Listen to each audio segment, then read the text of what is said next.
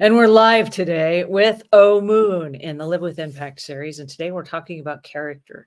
And this is a really interesting topic because as we're all building businesses, as we're raising children, as we're being the best versions of ourselves through life, our character is a really, really big part of that.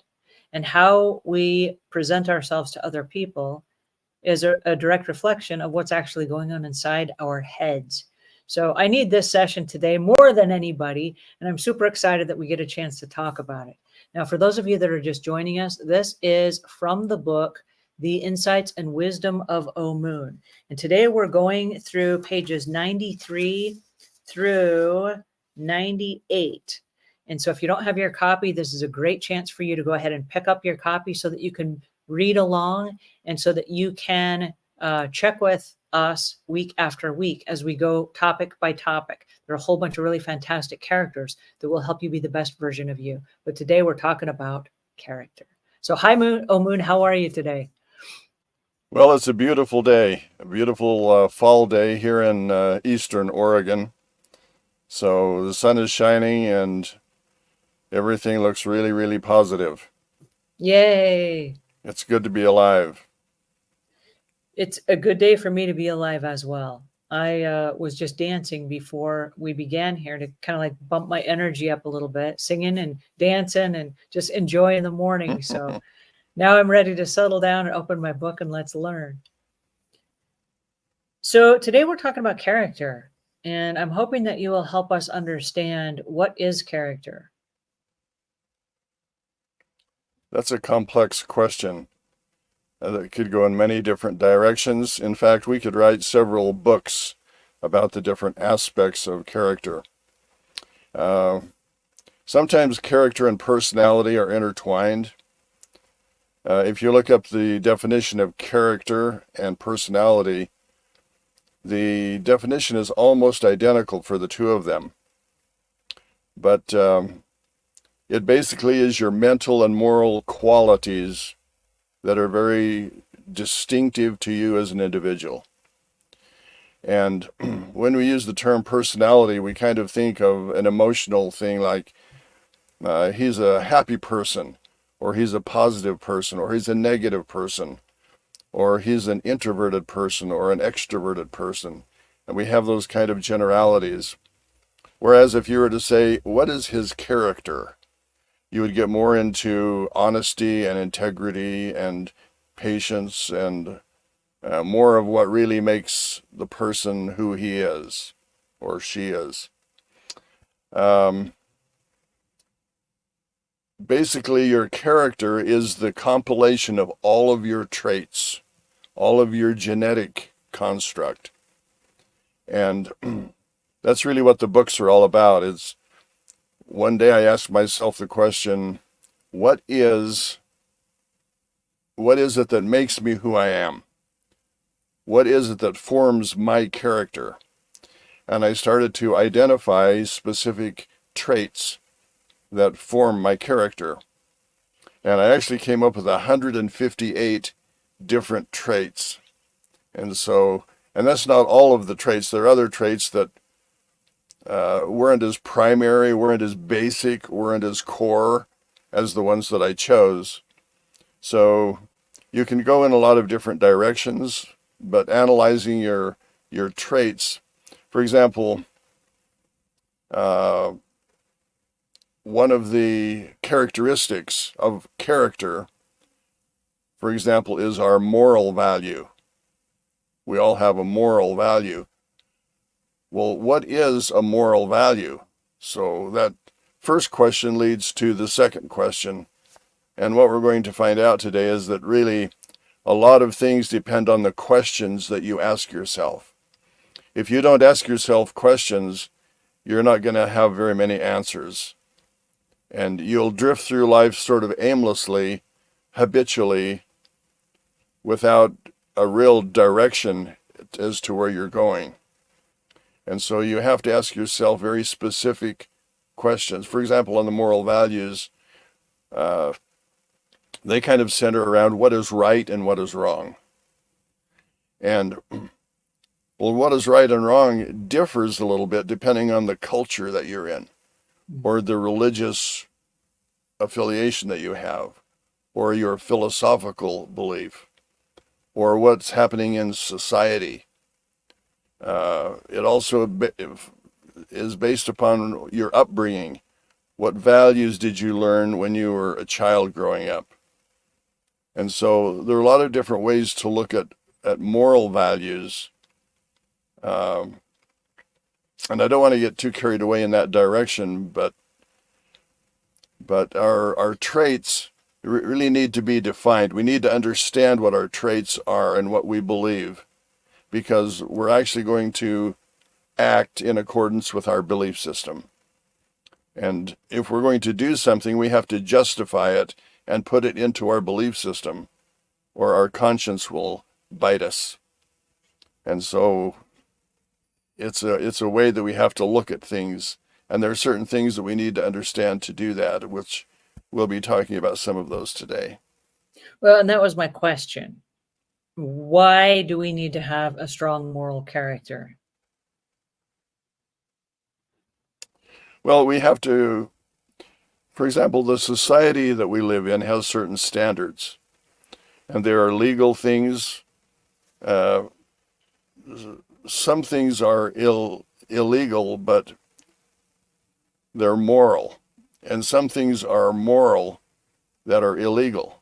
And so we get into a lot of different things that need to be analyzed by the society and the culture that we're in, and the religious values and other values that we hold dear. So you get into genes. There's DNA and there's genes. And when people get married, they each bring their own set of DNA into the marriage. And when you have a child, all of a sudden the child has 23 chromosomes from the father and 23 from the mother. And I don't want to get into all of the possible gender things that are going on in our woke society today. For me, it's very basic. There's a male aspect and there's a female aspect. And when you have children, you're combining those aspects. And so you're getting traits and genes from both sets of parents. And they're getting theirs from their parents, and it goes back through generations. In fact, siblings have a closer DNA because their DNA is the construct of both of their parents, and all of the siblings will have that same DNA. Whereas the parents have their own DNA that they're bringing to the union. So, for example, I have 19 children, and they all have the same DNA. But each one is very individualistic. In fact, if you were to look at the character of each person, you would find that the character is like a fingerprint. No two fingerprints are identical. If you look at the iris of an eye, no two irises are identical. And so it's very, very unique to the individual. And so our character is our own personal fingerprint, if you will, of traits and characteristics that make us individualistic who we are. And so we need to understand really how the genes work and how they operate, because we can't change our DNA directly, but the way our DNA is expressed is through our genes. And we inherit our genes from both of our parents. And I'd like to talk a little bit today about how genes work. But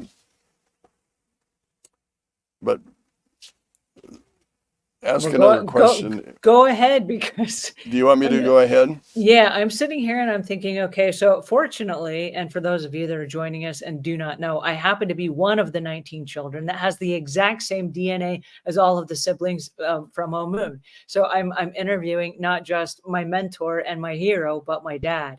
And so I'm really excited because as we carry on this conversation, I do want to highlight this as we go into the genes and the structure of this. by saying that when I left home, the night that I left home, Omuugn came out and he walked me out to the car and he left me with this parting thought.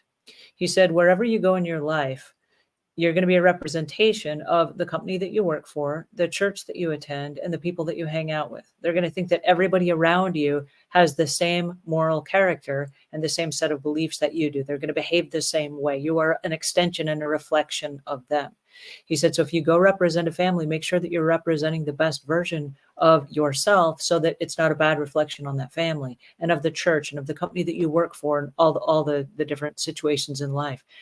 And it was one of those interesting moral character conversations that we had, and I was just 18 years old. And it was really impactful for me because I didn't really know what a moral character was other than, be nice to people and don't do wrong if you can help it. And in my world, I don't pontificate and say all the fancy words and all that stuff. I just call it a dumb rookie move. So my moral character says, don't speed when you're out on the interstate because that's a dumb rookie move. You're going to get pulled over by a cop and they're going to give you a ticket and then your insurance is going to go up. That's not moral character. That's a dumb rookie move. So my moral character is all based around dumb rookie moves. And now I'm interested to tell me more about the DNA and the genetics and everything behind it, because I probably can improve my character as a result of learning more. Well, there's so many different ways that we can look at ourselves. We're actually a compilation of different bacterias. We're a compilation of different genes. We're a compilation of the expressions of those genes. Let me give you two analogies that I think are very applicable. One is an orchestra. An orchestra is an entity like ourselves. And our traits are sort of like the instruments in this orchestra. And every trait is unique unto itself. You have the string section, you have the brass section, you have the percussion, all the different various instruments. And every instrument has its own unique characteristics because of its dimensions, its length. It has a certain way that it expresses the notes that you play. And if all of the instruments in the orchestra play the same note, if you were to listen to all of the instruments individually, you could identify each instrument. You could say that is a bassoon, and that is a clarinet, and that is a harp, and that is a trumpet, and on and on and on through all of the instruments. So every one of our traits has a signature quality to it that identifies who you are. For example, you can hear 10 people say say a poem, for example. You can tell the difference between all 10 of those people. You can say, that's Angela saying the poem, and that's Omuugn, or that's whoever it might be.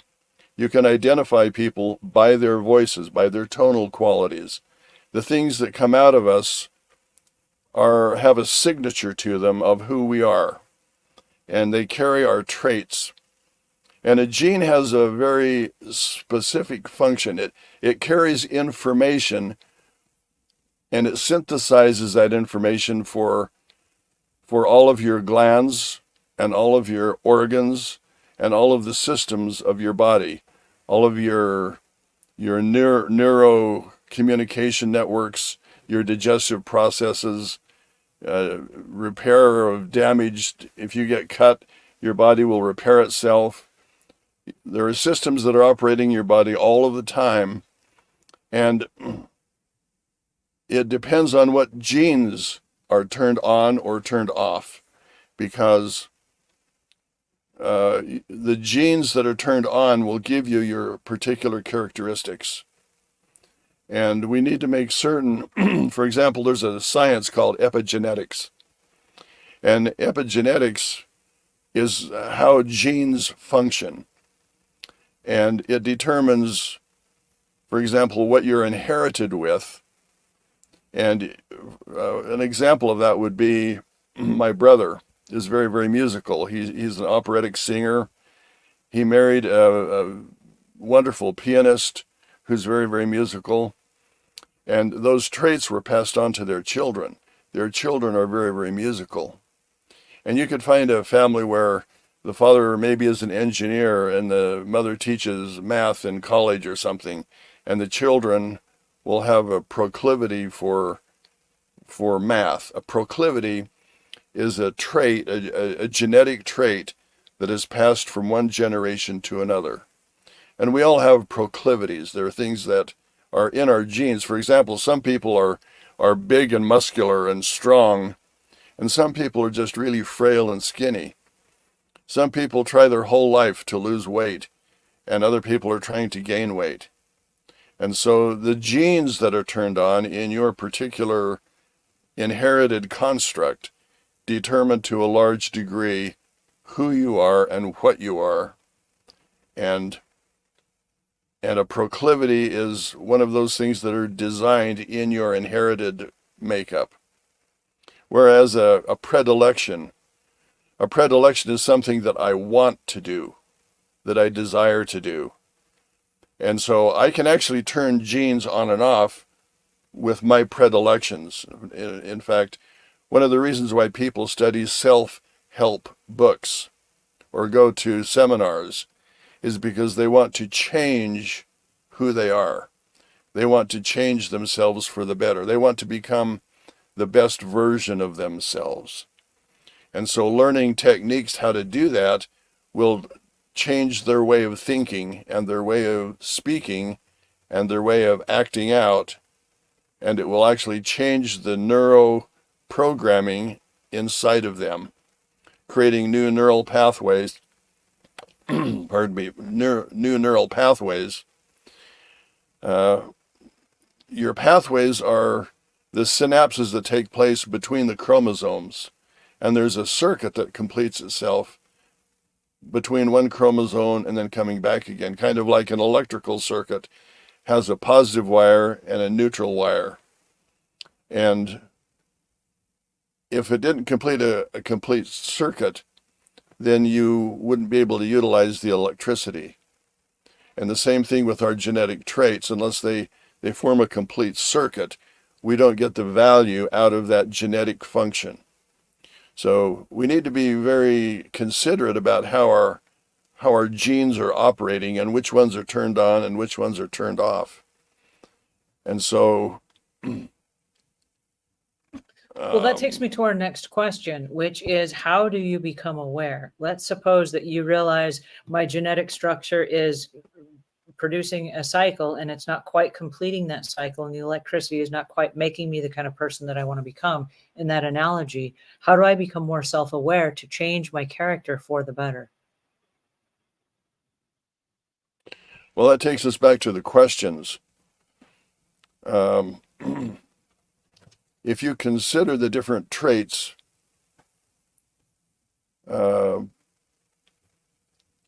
become aware of that trait. And if you look at a trait, you need to ask yourself, do I understand what that trait really is? For example, if the trait is honesty, what really is honesty?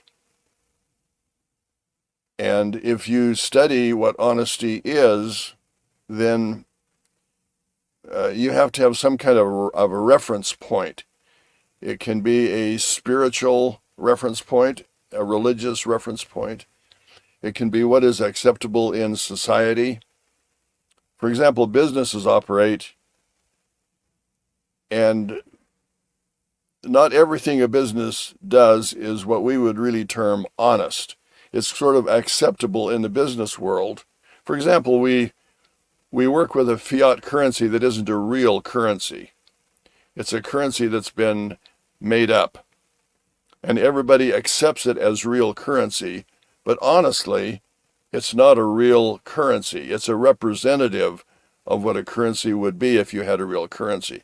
A real currency would be like gold or silver that has a very determined value that you can rely upon. We have a society that accepts a fiat currency, and we have a society that's built on debt. And I was just reading this week that we just passed the 33 trillion mark of being in debt as a Whoa. country. And that is really, really serious. And so is that honest? Is it honest to go into debt? So we can define honesty a number of different ways. If it's culturally acceptable, if it's acceptable in society, if this is the way we operate, we kind of accept that as being the way to do things. But is it really honest? And so if you study about honesty itself, what is honest? You would question the way society operates in a lot of different ways. Well, and that brings so, us to a question. Jane Doe. Hey, Jane Doe. Hey, and welcome to you guys that have joined us online here. She says, I really like this conversation. I ask close family and friends about my traits and where I can improve to become more self-aware. And so if you are not able to just pick it out yourself, which I love this idea, to ask friends and family, hey, how can I improve? What's your take on that? well, we actually hinted at this in a prior session, which is we talked about environments and the structures that exist in an environment. You have the power through choosing your traits and identifying them to change the environment that you live in. For example, if you walk into a room and the room is cluttered, what has caused the room to be cluttered? Maybe your trait is disorganization or carelessness or non-caring or whatever it might be. That has caused the condition that impacts your environment. So you ask yourself the question, do I enjoy this environment? And if your answer is, well, not really, what can I do to change this environment so that it would be more pleasing to me? It would be more what I prefer to experience.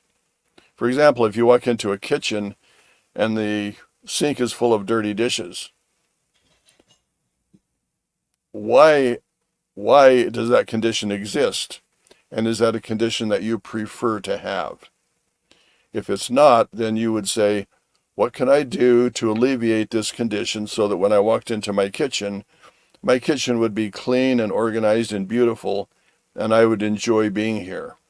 Walking in and facing a sink full of dirty dishes is kind of depressing, and it makes my mood swing to a negative. I become frustrated and discouraged, and I lose my excitement and anticipation of the possibilities existing in this kitchen that I could do if it were all clean and organized. I could work on a recipe that really sounds good for supper, or I could do something else. So being aware of those things. So is the character trait of that person that they consistently go in and they wash the dishes and they tidy things up because that's who they are, that's intrinsically their predilection? Is they're saying, I love to have a clean kitchen, and so every time I go in, I'm going to do my part to make sure that this happens. And then we get to count on that person's character as this is a clean, tidy person because they always follow those same behaviors that are true to their set of beliefs. Is that what I'm kind of understanding? Yeah. And it all begins in identifying what those traits are. For example, I told you as I worked my way through, I came up with 158 different traits. And ideally, you would sit down and look at each trait individually. Because the more general something is, the more inaccurate it is. And the more specific something is, you can drill down more and more accurately what you're actually trying to understand and achieve. So if you ask yourself the question about, first of all, what are my traits? A lot of times people don't really do that, to sit down and actually list out all of their traits so that they can get a good look at themselves. And then you can look at each trait individually and say, is this the trait that I really want to have? For example, I get angry really quickly. Is that the trait that I really want to have? Is anger one of my preferred traits? And if it isn't, what are my options? How can I change my predilection of anger to a predilection of peace and harmony and tranquility? And so you begin to look at the universal laws and foundational principles, and you find that there's a law called the law of polarity, which maybe one side is death and its opposite is life. And are you moving toward death or are you moving toward life? So you make a choice. You have a carrot and you have a donut. And if your choice is the donut, I mean, let's face it, a donut tastes better to most people than a carrot. And most people would choose the donut. If you had a box of goodies for your employees and there were some carrots and there were some donuts, which would disappear first? If you have a plate out for Thanksgiving and if it has a dessert, let's say a piece of pumpkin pie or a bit of broccoli or cauliflower, which will disappear first? Yeah, so you just hit on pumpkin pie, which I love, and broccoli, which I'm not such a fan of. And so, did you say broccoli or cauliflower? I forget. To me, they're the same, and they both kind of. Yeah, okay. So I like broccoli better than cauliflower. Anything really healthy. And I gotta just stop you for a second and say that this year I'm trying really hard to watch my diet and my weight and my improve my version of moving towards life instead of death.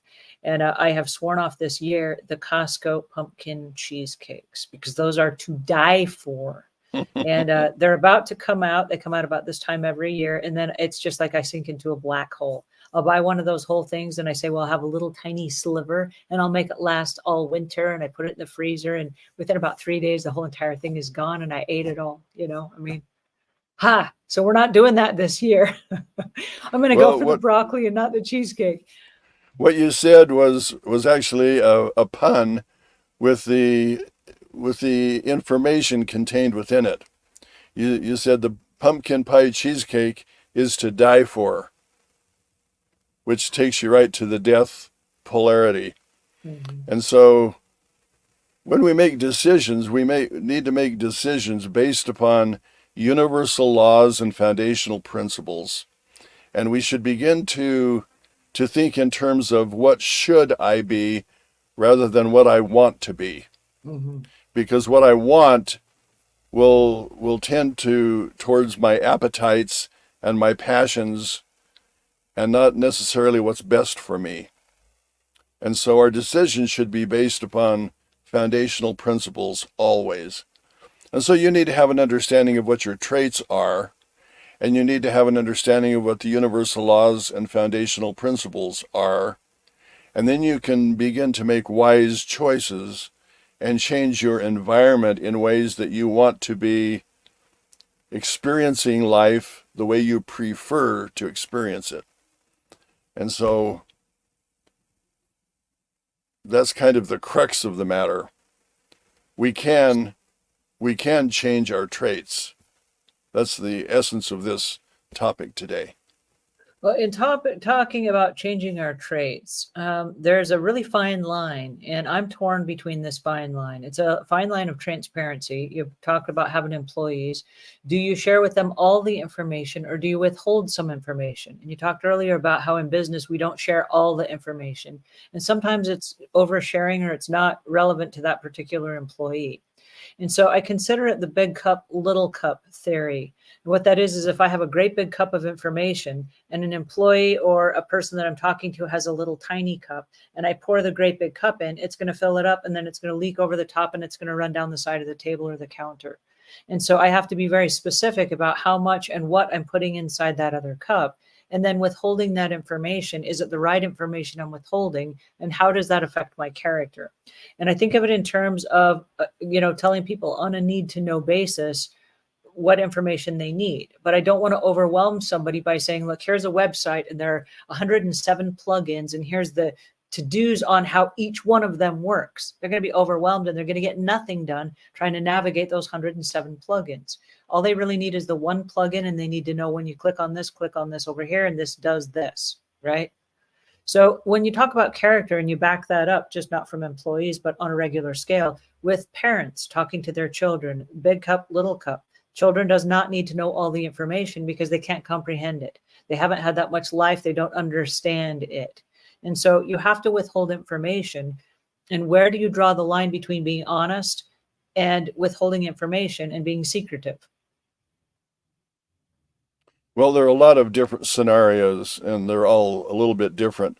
For example, when you're running your business, there are some basic core things that have to happen for your business to be successful. And so your employees need to be engaged in productive ways to make everything work. But each employee also has their own character. And maybe they're not getting along well with their coworker, or maybe there's not a good chemistry, or maybe there's a negative atmosphere in the office. There are things that you can change in that environment to make the environment more conducive to everyone getting along better and having a different atmosphere in your workplace.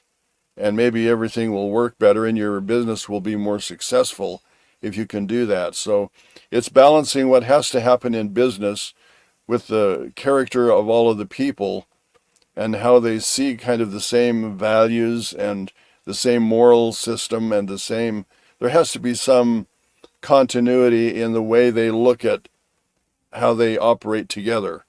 If you're going to live in society, you have to integrate with society in some way. If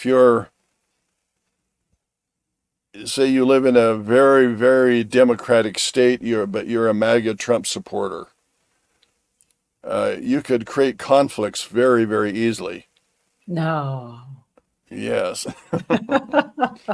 So you have to be considerate of the people that you're around. You don't want to just stir people up, get people angry, and cause chaos. You want to interface with people in a way that's productive for everyone. You're always looking for win-win solutions. And poking people with a stick is not a good solution for anything. So you just have to be aware of those things. But I think that's true in all the different scenarios we face when we interact with anybody in any phase of life. There has to be some kind of give and take where you're like, oh, this is where the boundary stops. And if I go any further, then I am poking somebody. I need to be very careful that I am within the restraints of this relationship. And how do you justify a growing character when maybe the norm in that relationship is silence and social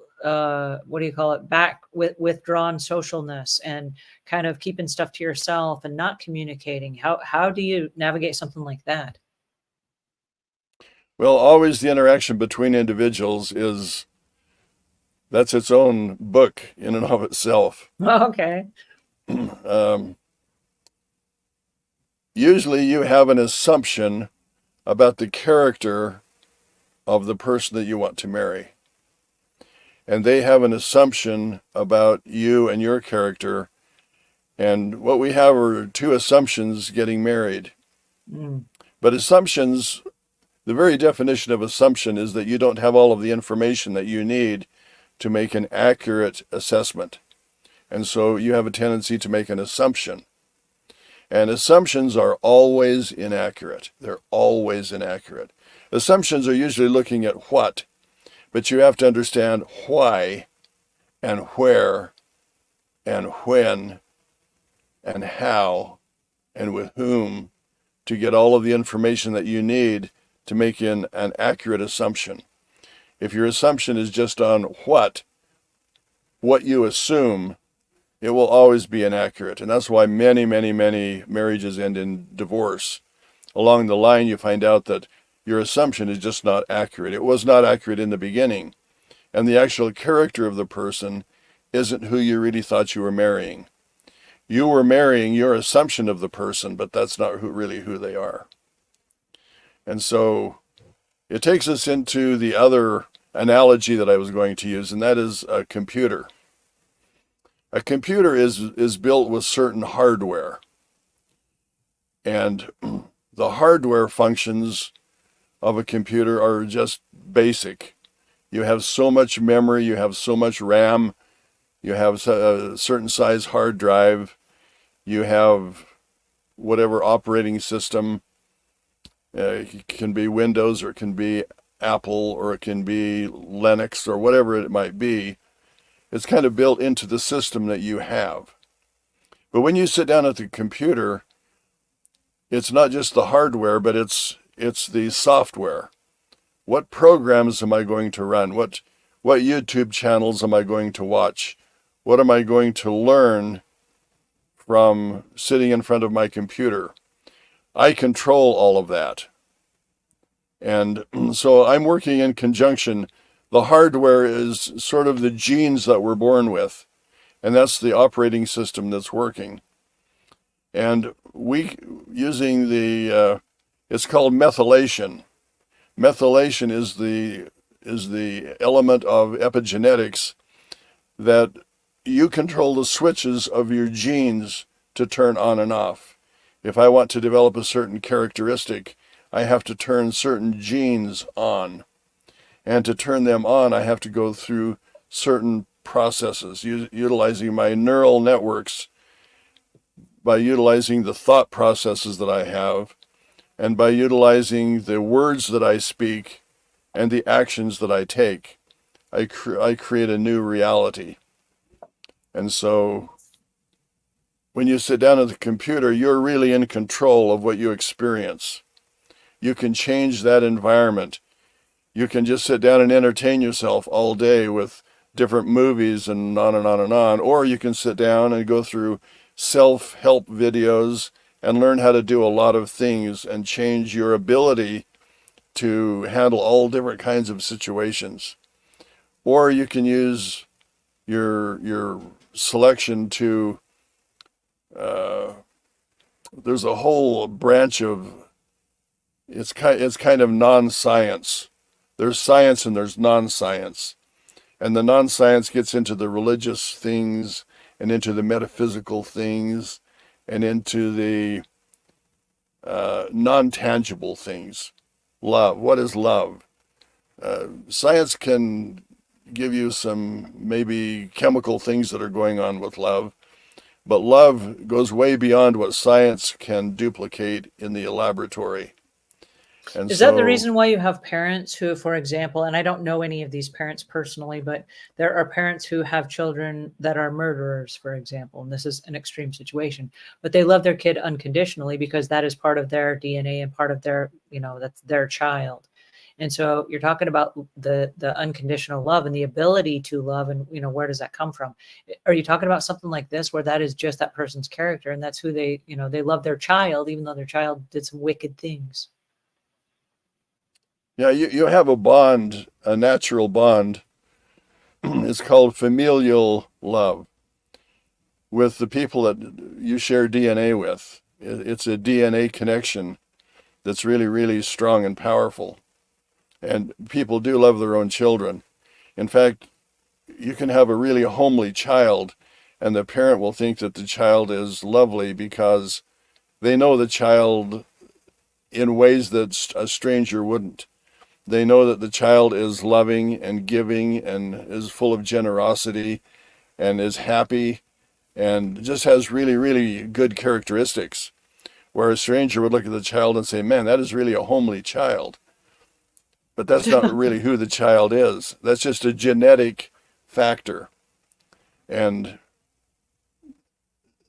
we can't control sometimes our DNA, but we can control what genes are turned on. And so it goes back again to the questions that you ask. You should ask yourself very probing questions and look at yourself from a lot of different perspectives. And I've actually created a way to do that for myself.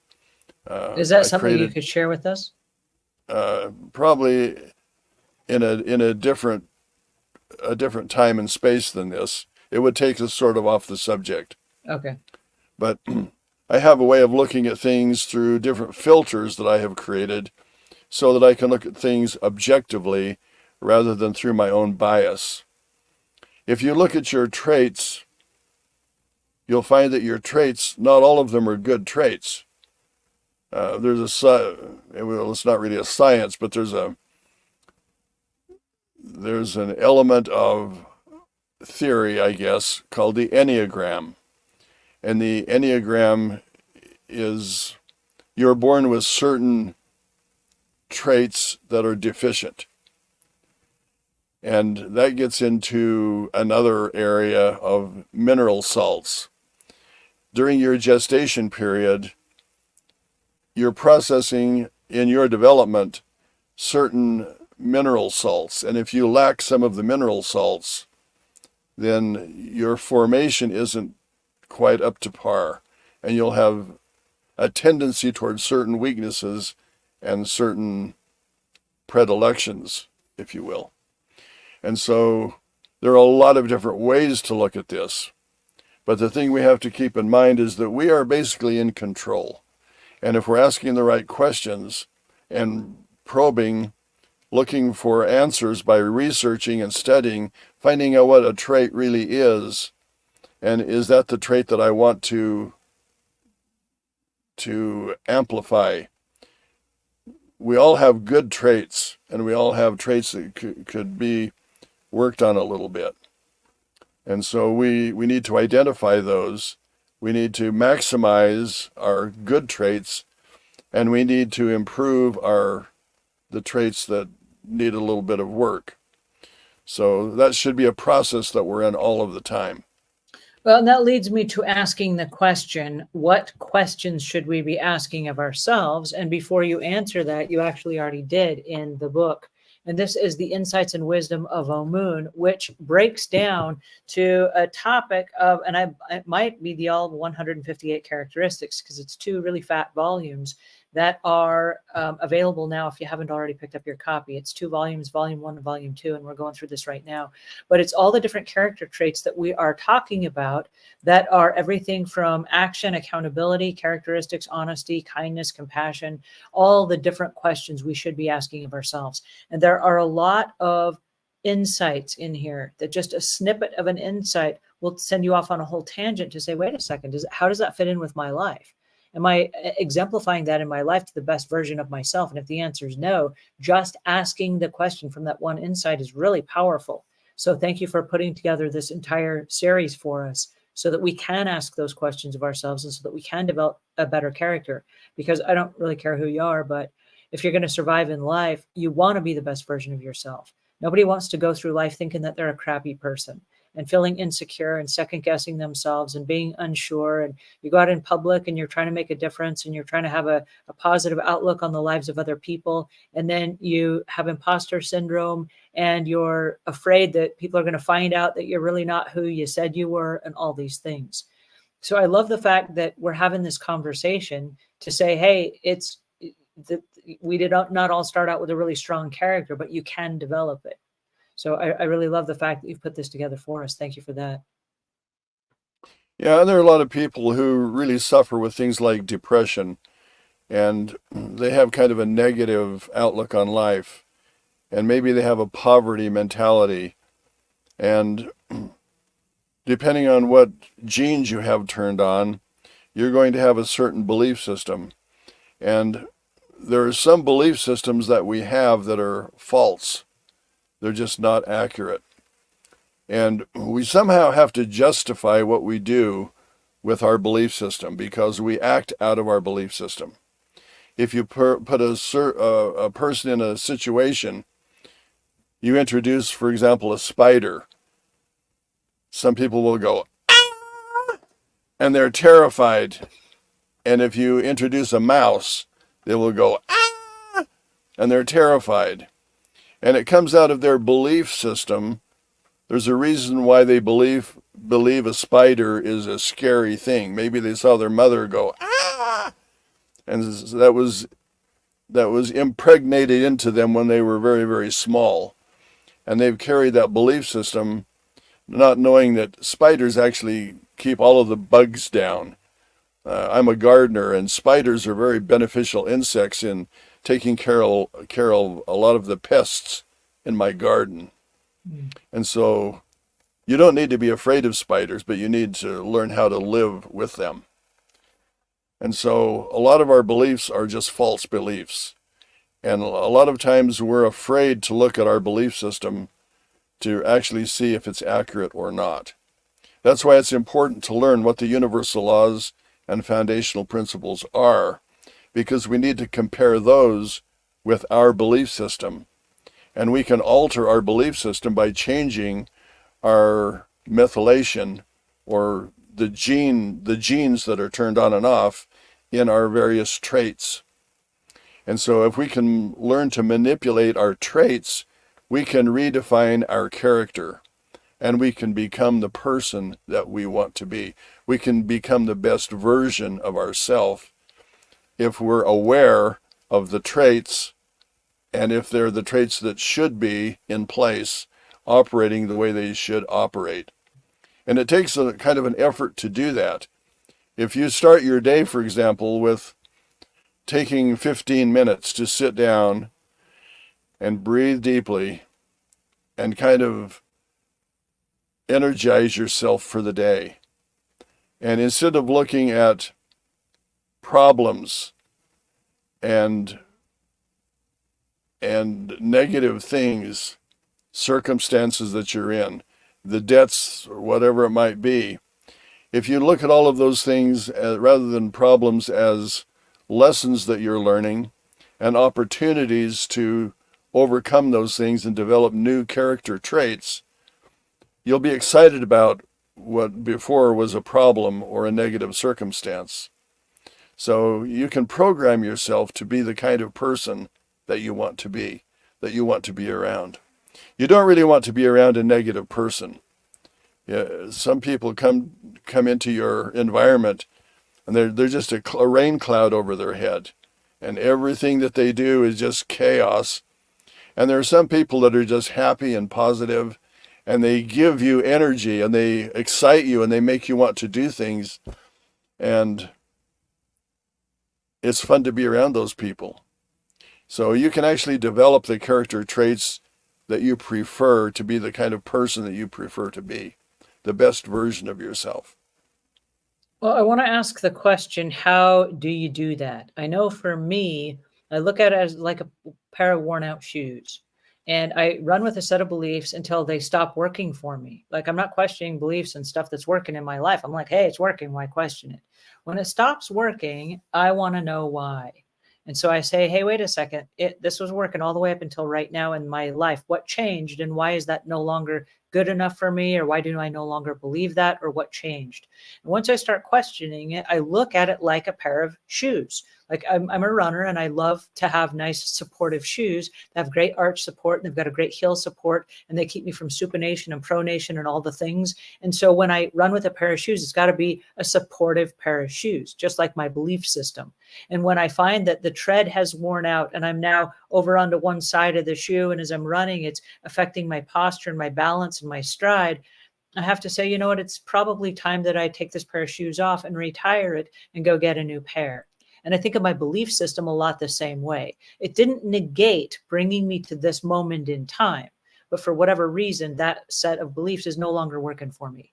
And so I'm going to give myself permission to take it off. It's got holes in it. It's kind of falling apart. Shoelaces don't stay tight anymore. I'm going to take that belief system and I'm going to set it aside. I'm going to replace it with something that supports where I am right now in my life. Because as I'm progressing, I'm learning new information. And it only stands to reason that as I progress and as I learn new information, the old stuff doesn't necessarily apply anymore. Because if you go back to that big cup, little cup kind of thing, maybe I was the little cup. Maybe now I'm a bigger cup. Maybe I'm now ready for more information, which changes the intrinsic value of that particular belief. And so if something's not working for you or something is working for you, how do you know, or what is the barometer for somebody to like wake up one day and go, oh, I should question these beliefs that I have? That's mine. Well, we had a session on change. Change is always taking place. You're never going to be in the same place for very long, because everything around you is changing. And so you have to ask yourself the question, do I like the direction that the change is taking? And there's a law called cause and effect. And so usually when you question a change, it's because you question the effect that you're experiencing. And so Are you enjoying the effects of the change? Or you would ask yourself the question, what is causing the effect that I'm experiencing? And if you go back to the cause, then you will understand why you're experiencing the effect. And all you have to do is change the cause. It's kind of like looking in the mirror. You look in the mirror and the person is frowning back at you. And you say, well, gee, that's not what I prefer. I would prefer to be around a happy person. And then you realize that the mirror is just a reflection of who you are. And so you realize that if you smile, the person in the mirror is going to smile back at you. And so you can actually change the change that is taking place by changing your trait, for example, to be happy and positive. When you smile, the world is going to smile back at you. You will perceive that. In fact, you can try that with people. You can walk up to a person and just smile and say, hey, it's a great day. It's good to see you. I've noticed if it's one of your employees, say, man, you have been doing a wonderful job, and our company is just so much better because you're part of it. That person is just going to change their attitude. And your change has affected their change, and your business is going to change. And you can affect changes that way in everything. Like we say, if you go into an environment and you don't like the environment, you can change the environment. It's going to change anyway. It's going to get worse or it's going to get better. And you determine that by how you approach it. So all of these things are opportunities for growth and opportunities for learning new lessons and new opportunities to just be excited, realizing that we're at the computer. We could go to any channel that we want to go to. And what we're going to experience is the channel that we're on. If you turn on CNN, you're going to get CNN news every time. And if you want a different news, you have to turn to a different channel. And if you turn to a different channel, what CNN is doing really has no impact in your life at all. So you need to be careful of the channel that you're on. And we talked about this before, but everything resolves into resonant frequencies. And resonant frequencies are critically important because the resonant frequency that you're on is the channel that you're on. And the genetic switches that are going to be flipped to on will be dependent upon your resonant frequency. And a resonant frequency of a person is the same as your fingerprint, is the same as the iris of your eye, is the same as your character. Your resonant frequency is very, very individualistic to you as a person. Every person has their own frequency. And so some frequencies kind of blend together and mesh together, and it's a really good interaction. And some frequencies, like someone who likes really hard rock music and someone who likes classical music, there's just no coming together with the, well, I can't say that because some people have brought them together. You can do some interesting things with a synthesizer. But anyway, like attracts like. That's a law. And cause and effect is a law. And the law of polarity is a law. And change is a law. And the more you understand the universal laws, the more your life can flow in harmony and unity with those laws. Because that's the way the universe basically is changing. And so, just an insight, I guess. My next question then is, how do I know when I have arrived? How do I know when I am a person of strong moral character and that what I'm doing is working for me? Well, there are two elements to that. One is there are things that you need to work on. And one is that you've already worked on some things and you've made progress. So you have to maintain the things that you've worked on. And you don't want to lose ground. If change is taking place, you want to move in the direction that you prefer by maintaining the progression that you've already made, while at the same time realizing that you still have traits that need to be improved. So you're always in the process of improving. I don't think there's ever a time, which takes us to another possibility that we won't get into today, but we're not going to go into ascension, or we're not going to go into afterlife possibilities. One is called enlightenment. When you reach a stage of enlightenment, you're kind of at a certain level of understanding of things. And what takes you to enlightenment is working on all of your traits and perfecting all of your traits. And as you become more and more and more of the best version of yourself, you become closer to enlightenment, or a place where you really see the world in a different way. You just understand things in a different way. You see the interconnectedness of all things. You see the importance of taking care of our environment and appreciating old growth trees, at the same time utilizing lumber to build homes and structures that are very, very, very beneficial to mankind. You have to find a balance in things. There's a way that the universe works that is just wonderful. And there's a way that you fight against it, like throwing your plastic into the ocean. That's just not a good program.